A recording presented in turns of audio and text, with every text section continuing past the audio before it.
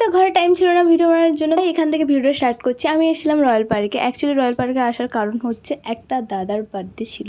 একটা দাদাই বলছি, কারণ মুখ তো দেখানো যাবে না, দাদা খুব সেলিব্রিটি মানুষ, দেখলে কেউ চিনতে পেরে যেতে পারো। তাই যে হাত দেখাচ্ছিল ওটা হচ্ছে বার্থডে বয়, আর আমরা এই কজন এসেছিলাম, এখনো দুজন আসা বাকি ছিল। অ্যাকচুয়ালি দাদার বার্থডেটা ছিল বিশ্বকর্মা পুজোর দিন, কিন্তু ওই দিন যে যার মতো বিজি থাকায় দুদিন পরে আমাদের ট্রিটটা দিয়েছিল। ফার্স্ট যে গিফটটা ওপেন করলে ওটা আমরা দিয়েছি। সেকেন্ড গিফট একটা ল্যাম্প লাইট ছিল, আর যে গিফটটা দিয়েছিল সেই জানে না যেটা কারেন্টের সাহায্যে চলে, এমনি চলে না। আরো একজন দেয় একটা টি শার্ট, তার সাথে একজন দিয়েছিলেন হেলিক্সের ওয়াচ। তারপরে চলে আসে স্টার্টার, যেখানে ড্রামস অফ হেভেন আর পনিরের পকোড়া এসেছিল। একজন ননভেজ খায় না, তো তার জন্যই ওটা। আমি তো সাজানো শুরু করে দিয়েছিলাম। ওটা খেয়ে আমরা খাচ্ছিলাম নিম্বু পানি, লিটারেলি চিনি ছাড়া, লেবু জল ছাড়ো, কি আর বলবো। তারপর মেন কোর্সে চলে এসেছিলাম, চিকেন ভর্তা উইথ বাটার নান, যেটা আমি চুজ করেছিলাম। সবাই ওরা খাবে বলছিল মাটন বিরিয়ানি, বাট ওটা 8টার আগেই শেষ হয়ে গেছিলো।